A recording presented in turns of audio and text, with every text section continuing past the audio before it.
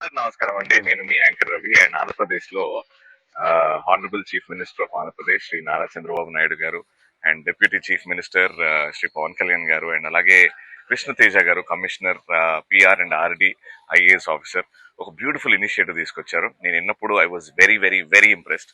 Initiative గురించి చెప్తాను వినండి. మీ ఇంటిలో నుంచి వేస్ట్ బయట ఇచ్చేస్తే ఇన్ టర్న్ మీకు గ్రాసరీస్ వస్తాయి అన్నమాట. అవి ఏవైనా సరే waste products let it be plastic ఏవైతే ఎన్వైరన్మెంట్ ని డ్యామేజ్ చేస్తాయో లేకపోతే పాత పుస్తకాలు కానివ్వండి పాత వస్తువులు ఏదున్నా మేము తీసుకొని మీకు గ్రాసరీస్ మీకు ఏవైతే ఉపయోగపడతాయో అవి ఇస్తున్నాం అనమాట. It's a beautiful beautiful initiative. And ఈ ఇనిషియేటివ్ వల్ల అందరికీ మంచి జరుగుతుంది. మీకు మంచి గ్రాసరీస్ వస్తున్నాయి అండ్ వేస్ట్ అటు ఇటు పోకుండా ఎక్కడైతే పోవాలో అక్కడికే వెళ్తున్నాయి అనమాట.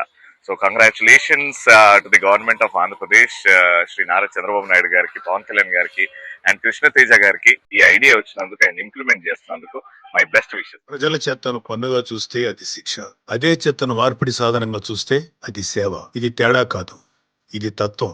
ఒక దాని దృష్టి ఆదాయంపై, మరొక దాని దృష్టి ఆదరణపై. పన్ను కాదు, ప్రజాసేవ కావాలి.